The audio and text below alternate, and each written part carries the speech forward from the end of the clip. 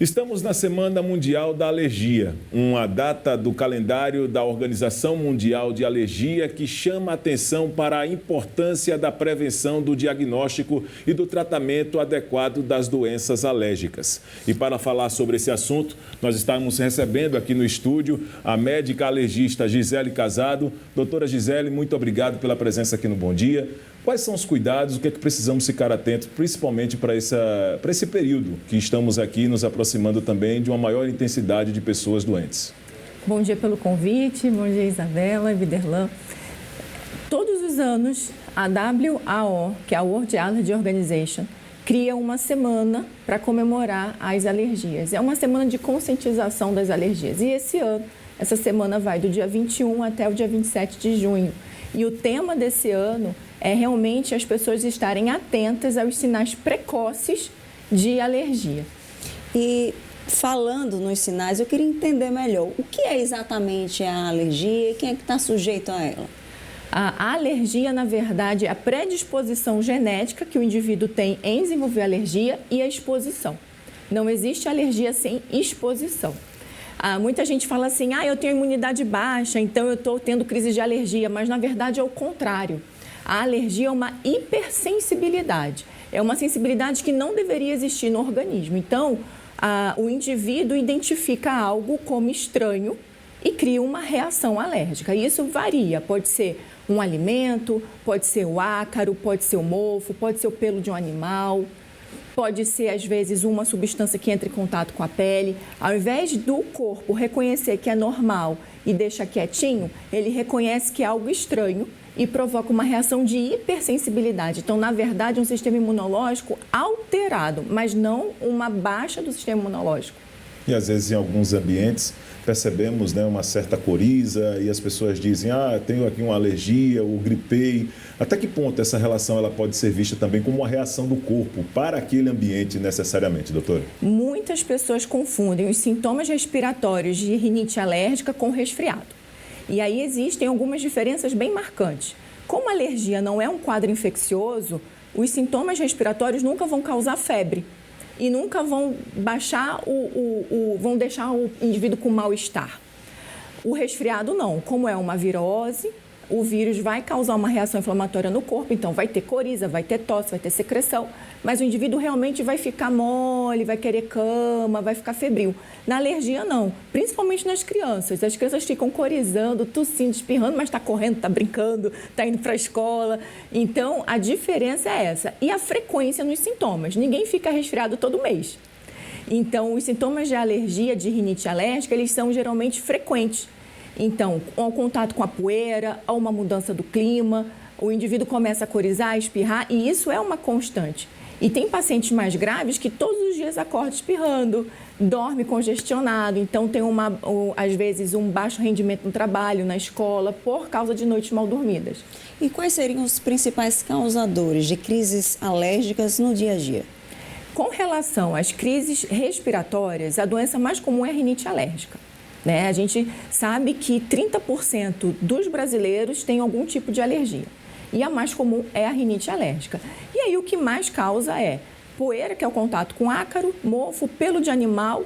E aí existem gatilhos, como mudança do clima, ambiente mais seco, mudança de temperatura, você ir do quente para o frio. E dependendo da genética desse indivíduo, ele pode desenvolver asma. E aí é que a Semana da Alergia está bem frisando essa questão de identificar sintomas precoces de asma. Porque muitas vezes aquele paciente que tosse constantemente pode ser um sintoma precoce de asma. Então, nem sempre a asma é aquele cansaço clássico do peito chiando, da pessoa com muita falta de ar. Isso é o mais grave, é o estágio mais grave. Mas os sintomas precoces de asma são realmente essa tosse constante. E existem as alergias alimentares, que aí a pessoa tem que observar ao ingerir algum alimento se desenvolve uma urticária ou uma sensação de fechamento da garganta. E existem também alergias de pele, como urticária, dermatite atópica. Então, a gama é muito grande de alergias, vão muito de alergias leves que só comprometem a qualidade de vida, mas pode evoluir para alergias graves, como choque anafilático, que coloca a vida em risco do paciente. Então, por isso que é muito importante essas semanas de conscientização, porque muitas vezes uma pessoa que está assistindo a gente em casa vai pensar, opa, eu sinto isso, e às vezes nunca procurou um especialista para investigar. Quando estamos falando também, doutora, sobre alergia, é claro que existe também os cuidados com a alimentação. E muita gente não sabe, às vezes, que tem alergia, principalmente a crustáceos. Tivemos alguns casos aqui recentes de reações alérgicas que levaram, né, o indivíduo a óbito. Esse tipo de situação, a alergia mais necessariamente a camarão, como a pessoa deve saber que tem de fato essa alergia antes de colocar a própria vida em risco? Toda alergia precisa de um período de sensibilização. Por isso que é importante nós estarmos atentos aos sintomas precoces. Muitas vezes, uma reação alérgica grave não acontece de primeira.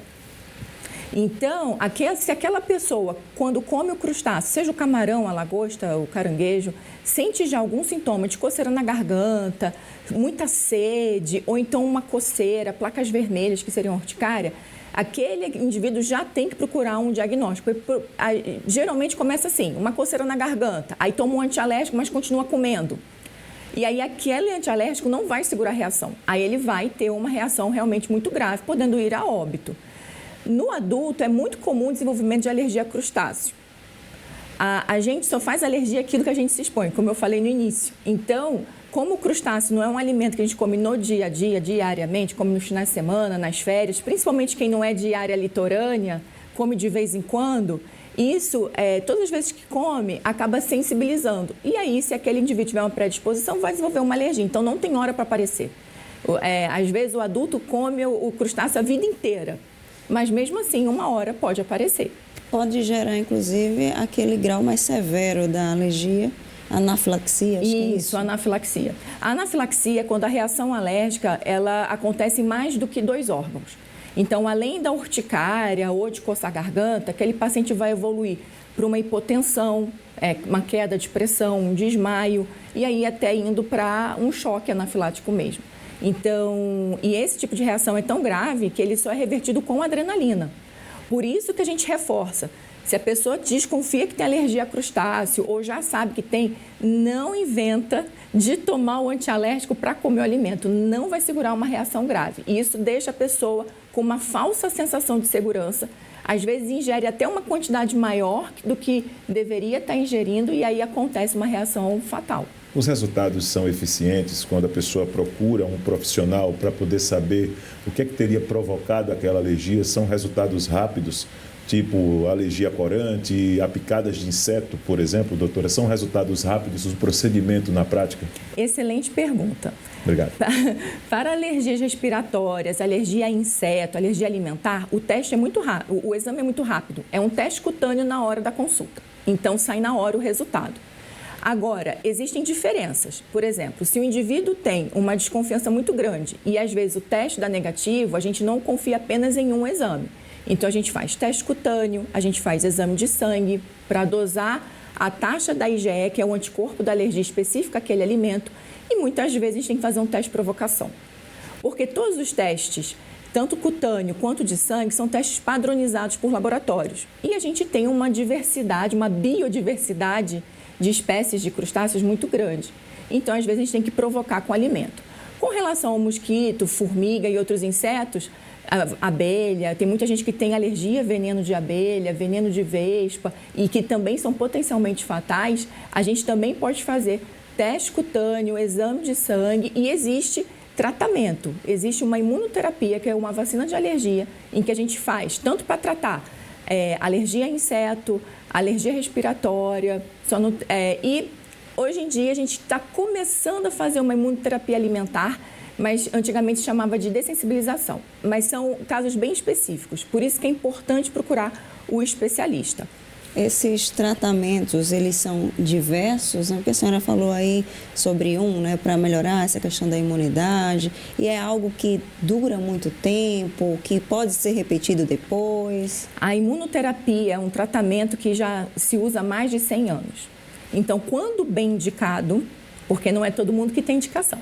Então, quando bem indicado e bem feito, do início ao fim, porque são tratamentos longos, são tratamentos que duram mais ou menos 4 anos, a eficácia daquele tratamento perdura por mais ou menos 15 anos depois de ter terminado. Então, o paciente tem o benefício daquele tratamento, mesmo uma vez terminado, por mais ou menos 15, 20 anos. Então, dependendo da fase de vida que é feito, por exemplo, se é um adulto que faz, provavelmente vai ser o único tratamento que ele vai fazer na vida. Se for na infância, talvez na vida adulta tenha que repetir.